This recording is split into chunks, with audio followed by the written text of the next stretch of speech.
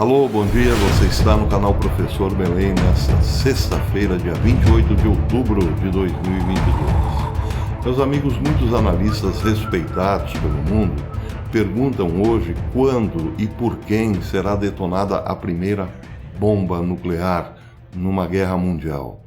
Esta pergunta tão apocalíptica tem sentido, tem fundamento. Esses mesmos analistas estão dizendo que o conflito entre o Ocidente e a Rússia chegou num ponto de não retorno. Não há mais possibilidade alguma, segundo esses analistas, de negociação de paz pelas mesas ou pelas vias diplomáticas. Isso porque os dois lados do conflito sentem-se fortes e capazes o suficiente para seguir em frente, independentemente do outro. É o caso, por exemplo, do acordo entre Rússia e China. Formou-se aí um bloco tão forte, com participação inclusive do Brasil, da Índia, quem sabe logo mais da Arábia Saudita, capaz de sobreviver, sim, sem os Estados Unidos. Este grupo, aliás, pensa até mesmo que é capaz de derrubar o dólar, o que não é de duvidar. Já o outro lado da história, Estados Unidos, Europa, Canadá, Austrália, sente-se também capaz de destruir e retalhar a Rússia, ou melhor, reparti-la segundo os seus interesses. Este é o agravante da história. Hoje, Estados Unidos e Canadá querem tirar recursos da Rússia para recompensar a Ucrânia, para pelo menos minorar o prejuízo da Ucrânia. Já se fala abertamente em confiscar os bens da Rússia em todos os lugares do Ocidente onde existam esses bens. É claro que Vladimir Putin e todos os russos, por assim dizer, do staff de Putin, não aceitarão numa boa ver o seu patrimônio sendo confiscado pelo Ocidente. Para entendermos por que este conflito chegou num ponto de não retorno, é preciso também entender como pensa a Rússia, a própria Rússia, ou melhor, qual é o pensamento do Estado russo em relação à crise. Eu fiz aqui um resumo a partir de uma matéria do The Duran que diz exatamente o seguinte: em fevereiro de 2014, o governo dos Estados Unidos assumiu o controle do governo da Ucrânia por meio de um golpe muito sangrento que estava escondido atrás de manifestações públicas anticorrupção. É assim que pensa Putin, por exemplo. A Revolução Maidan, que passou para o Ocidente a imagem de que o povo queria uma limpeza política contra a corrupção, era, na verdade, uma articulação dos Estados Unidos, através da CIA, para derrubar um governo amigo da Rússia, um governo amigo de Moscou, e colocar em seu lugar um títere comandado por Washington, que veio a ser Zelensky. Mas, repito, isso é como pensa a Rússia. E que os Estados Unidos vinham organizando desde 2011 este mesmo conflito, e provavelmente virou aquele país anteriormente amigo da Rússia em furioso inimigo.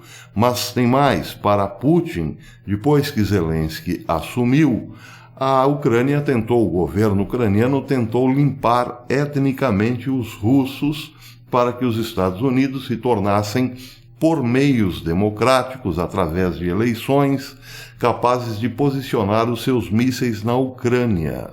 Os mísseis posicionados na Ucrânia, segundo o próprio Vladimir Putin, poderiam atingir Moscou em até 7 minutos. Em 17 de dezembro de 2021, a Rússia exigiu que os Estados Unidos e a OTAN prometessem que a Ucrânia raivosa e anti-russa nunca fosse admitida na OTAN. Mas, em 7 de janeiro de 2022, a OTAN disse que se a Ucrânia se tornasse um membro ou não membro da OTAN, isso não era da conta da Rússia. Assim, a única maneira da Rússia se proteger seria invadir a Ucrânia e tomar terras suficientes para que sua fronteira mais próxima da Ucrânia com Moscou se afastasse em pelo menos 1.600 milhas, em vez das 300 milhas antes da invasão. Em 24 de fevereiro de 2022, a Rússia lançou, então, uma invasão e os Estados Unidos e nações aliadas intensificaram prontamente suas sanções contra a Rússia, sanções econômicas, por essa invasão que os Estados Unidos e seus aliados forçaram, segundo o Kremlin. Então, o Kremlin vê aí que enxerga a situação como se a Ucrânia se tornasse o 51º Estado norte-americano. Assim, tendo a fronteira com a Rússia, poderia atingi-la em poucos minutos. Bem, então essa é a visão da Rússia, mas a situação agrava-se mais, ou agravou-se mais, quando no dia 27 de junho de 2022, a Canadian Broadcasting Company fazia uma chamada dizendo que o Canadá podia apreender e vender ativos russos. A venda de ativos de propriedade russa para pagar a reconstrução da Ucrânia pode parecer uma abordagem lógica para a restituição, diz o de Duran, mas à medida em que o governo canadense ganhou novos poderes para iniciar esse processo, permaneceram as dúvidas de como isso funcionaria e se algumas questões seriam encaminhadas aos tribunais. O C-19, o projeto de implementação do orçamento do Canadá, recebeu aprovação real na quinta-feira passada, ou seja, recebeu autorização, sim, para confiscar ativos russos. Os poderes de sanções intensificados no Canadá, diz o Duran, foram discutidos com a secretária do Tesouro dos Estados Unidos, Janet Yellen, durante a sua visita a Toronto na semana passada.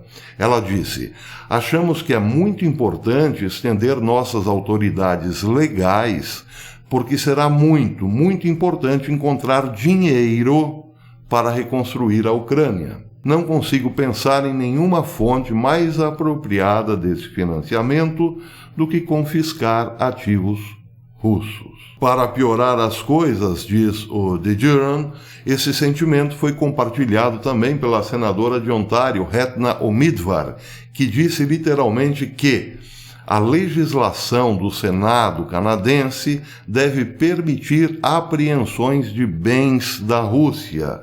Porém, ela foi ainda mais longe. Ela disse, abre aspas, "Os cleptocratas devem pagar por seus crimes, não simplesmente sendo sancionados e seus bens congelados, mas por seus bens serem reaproveitados e confiscados. A questão, disse ela, não é mais se devemos confiscar.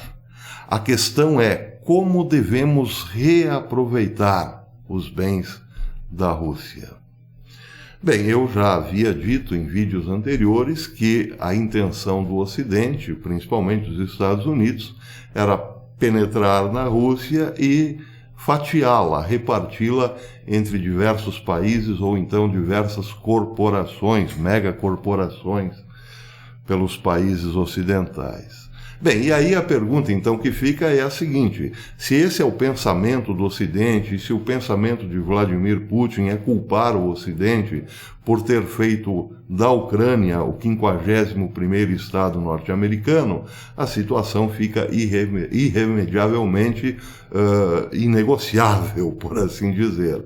Mas ontem o presidente Vladimir Putin disse num discurso no Fórum Internacional de Discussão de Valdai o seguinte: ele declarou que o Ocidente está jogando um jogo sangrento, perigoso e sujo. Este jogo, disse ele, nega a soberania de países e povos, sua identidade e sua singularidade, e não valoriza os interesses de outros estados. Nesse sentido, o presidente russo ressaltou que o direito internacional foi substituído por algumas regras. E ele destacou também que o Ocidente está tentando estabelecer uma regra única para que as autoridades globais possam viver sem regras. Então esse é o quadro que se anuncia para os próximos meses e quem sabe anos. Não é por outra razão que analistas estão dizendo, ou melhor, perguntando, quando e por quem será detonada a primeira bomba nuclear. Bem, agora mudando um pouco de assunto, se os Estados Unidos querem apropriar-se da Rússia e tomar os seus bens, Sua política interna, por outro lado, visa a destruição do próprio povo americano ou dos seus valores mais caros. Uma matéria saída no I&I hoje diz que o Departamento de Defesa Interna publicou o seu relatório sobre o fluxo de migração para os Estados Unidos na sexta-feira passada. Só que detalhe, o documento foi publicado na sexta-feira depois do expediente, assim meio como que na calada da noite, para que não repercutisse. Bem, nem precisaria, porque a grande mídia não repercutiria mesmo o documento. Só que, olhando para o documento, diz a I&I, vemos coisas escabrosas que escaparam, ou melhor, não foram relatadas pela grande mídia. Diz o relatório da DHS que mais de 2.800.000 pessoas cruzaram ilegalmente a fronteira sul dos Estados Unidos no ano fiscal passado, que vai de setembro a setembro, setembro de 2021 a setembro de 2022. Quase 2.800.000 pessoas cruzaram a fronteira ilegalmente. Este número, diz o I&I, é 1,9 milhão acima do ano fiscal retrasado e 4 vezes mais ou 4 vezes maior que o número de migração no último ano do presidente Donald Trump no cargo. As patrulhas de fronteira relataram no documento que capturaram 98 pessoas em lista de observação de terroristas na fronteira, mas depois tiveram que liberá-las. E também quase 30.000 com antecedentes criminais, que depois também foram liberados para entrarem nos Estados Unidos. Os agentes da patrulha da fronteira tiveram também que realizar mais de 22 mil esforços de busca e resgate, acima dos 6 mil de 2020. Agora, o detalhe mais importante. Um repórter da Daily Signal passou 3 dias na fronteira recentemente e saiu surpreso com o quanto a imigração ilegal se tornou uma máquina bem lubrificada. O repórter relata que os migrantes cruzam a fronteira e esperam pacientemente que os agentes da patrulha os peguem. Os agentes, diz o repórter, levam os migrantes para um centro de processamento onde algumas informações básicas são anotadas. Depois, então, eles são colocados em um ônibus ou avião e levados para alguma cidade americana. Um par de ilegais disse ao repórter que estava indo para Chicago enquanto esperava uma van da patrulha de fronteira buscá-lo. Bem, então, recapitulando, enquanto o governo Biden tenta fatiar a Rússia, faz também com que o seu próprio país desmorone por dentro. Para terminar, uma matéria chocante também vinda dos Estados Unidos, uma notícia que chocou os moradores de Buffalo, no estado de Nova York. 6 adolescentes roubaram um veículo Kia e acidentaram-se depois do roubo. No acidente, 4 adolescentes morreram, inclusive uma menina de 15 anos que tinha acabado de ser mãe. O motorista que sobreviveu disse que eles resolveram roubar um Kia porque aprenderam a arte de surrupiar no aplicativo TikTok, numa conta chamada Kia Challenger, que ensina adolescentes a roubarem veículos usando uma chave de fenda e um cabo USB.